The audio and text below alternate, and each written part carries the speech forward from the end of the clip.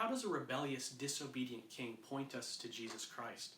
That's something we have to wrestle with as we come to 1 Samuel chapters 8 through 15, which focus on the life of Saul, Israel's first official king. Now, Saul, in many ways, has a promising start. In chapter 9, he's described as the tallest, most handsome man in Israel. The Spirit of God rushes upon him in chapter 10, and in chapter 11, he defeats the Ammonites, one of Israel's arch enemies. At first, it kind of looks like he might be the king Israel's been looking for, the promised seed of the woman.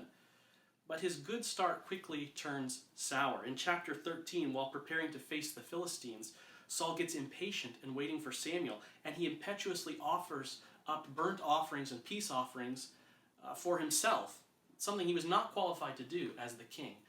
And in fact, God tells him because he disobeyed in this way, God's going to take the kingdom away from him and give it to a man after his own heart. And this episode is followed up by another in chapter 15, another example of blatant disobedience. Saul is told by Samuel to wipe out the Amalekites, not to leave a person or an animal alive. But Saul takes it upon himself to spare the king of the Amalekites and to spare the best of the sheep and the calves of the oxen. Now, Saul gives the spiritual reason that he's going to offer those up as a sacrifice. But Samuel offers this devastating reply in chapter 15. Has the Lord as great delight in burnt offerings and sacrifices as in obeying the voice of the Lord? Behold, to obey is better than sacrifice, and to listen than the fat of rams. Because you have rejected the word of the Lord, he also has rejected you from being king. Saul proves he's not fit to be the king because he's perpetually disobeying the Lord.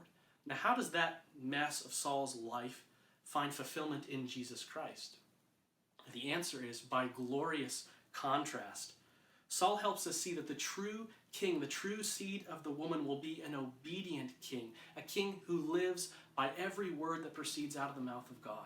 And we have such a king.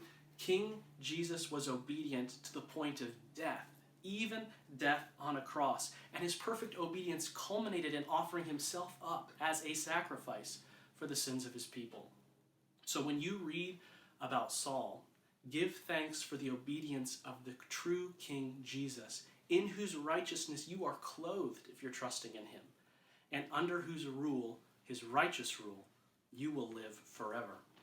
Have a great day.